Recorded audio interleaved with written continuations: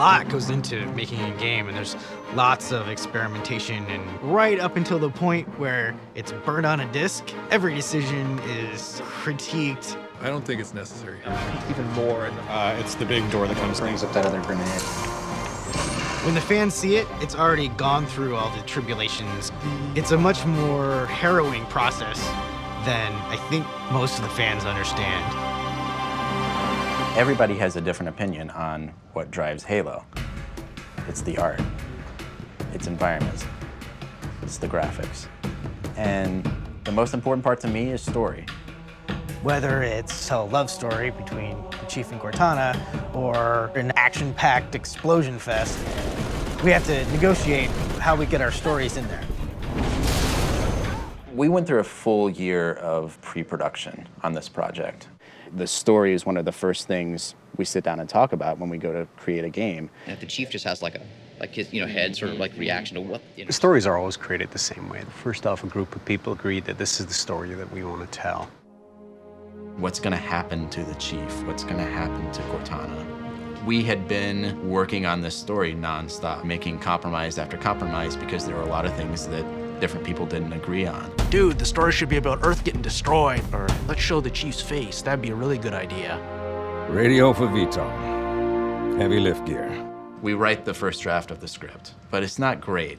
Man, do I really want to give all this credit to Marty? I didn't see any shape to this story. Nothing happy, nothing sad, nothing intense. But a premature firing will destroy the ark. It's like, I think it needs more punch. Unacceptable! Unacceptable! What it really needs is some death. You actually want to get to the point where the player goes, well, wait a minute, I've been this character for 3 games. They can't possibly kill me. By having the reality of death a part of the story, it did actually introduce this tone of heroism. Johnson, sound off. There's no sense of heroic action if there's no real consequences.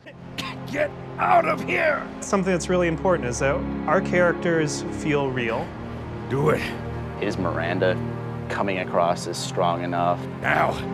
Does the Arbiter have enough vengeance built up in him to really push that sword into truth? You must be silenced. But the story that we're telling is the story of a human conflict with an aggressive adversarial species, the Covenant. One of the keys to the success of the story is we didn't pump a lot of time into figuring out who the Master Chief was and why he was a ghost in the shell. We thought he is a husk. He's a big green suit of armor that you move around. There's something good about having the Master Chief essentially be a blank slate. That helps each individual person connect to the character. You found me, but so much of me is wrong. The main personal relationship you have in the game is with an AI called Cortana. I do know how to pick 'em. At least one of our writers refers to her as your girlfriend. Cortana's every girlfriend that we've ever had. No, just kidding. She's your little guardian angel. Got an escape plan? Thought I'd try shooting my way out. Cortana plays a huge role in the fiction of this game, and we didn't want people to forget about her. No, I don't want to chance a remote detonation. I need to stay here. By the end of Halo 2, the Chief is separated from Cortana for the first time. After I'm through with truth. They'll make a girl a promise.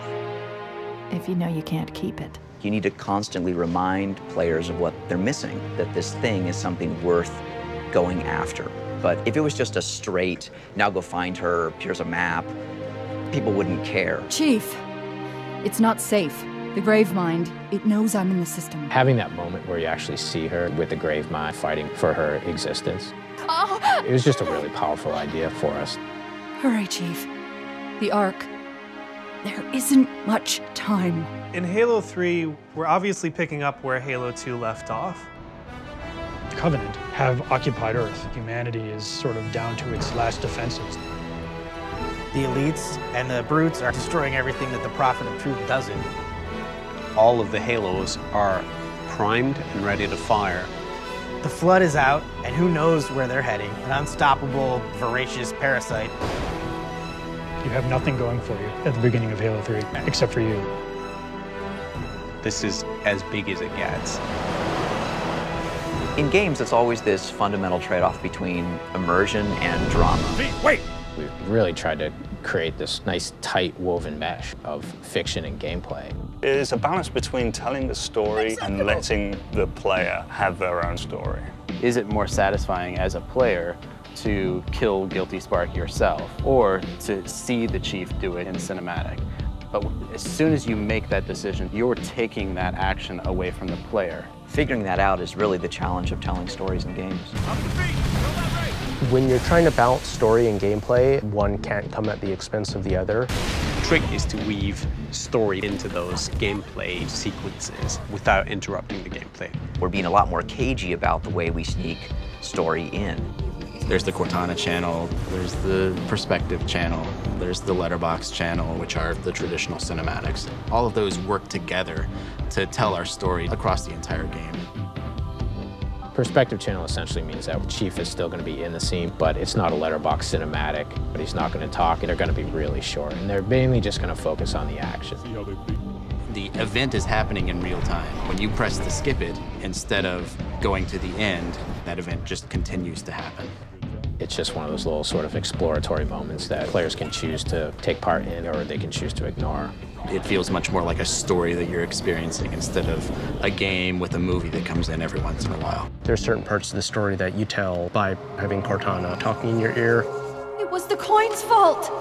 I wanted to make you strong. The Cortana effect is essentially another story channel that we came up with. Because she is with the Flood, she can sort of give you bits and pieces of, you know, what's going on, but in this really fractured, fragmented sort of way. Your mission?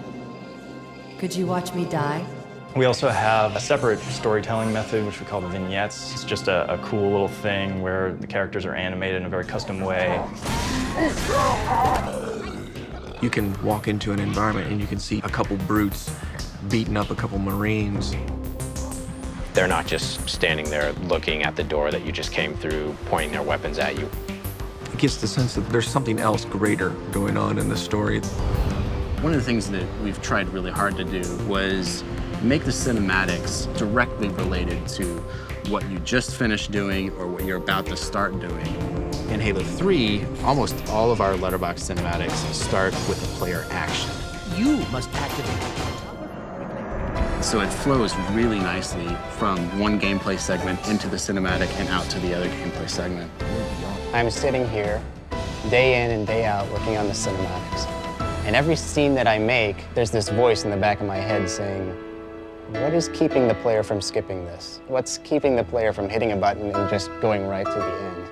Ultimately, it's involving the player and making the player really feel that they're in this story.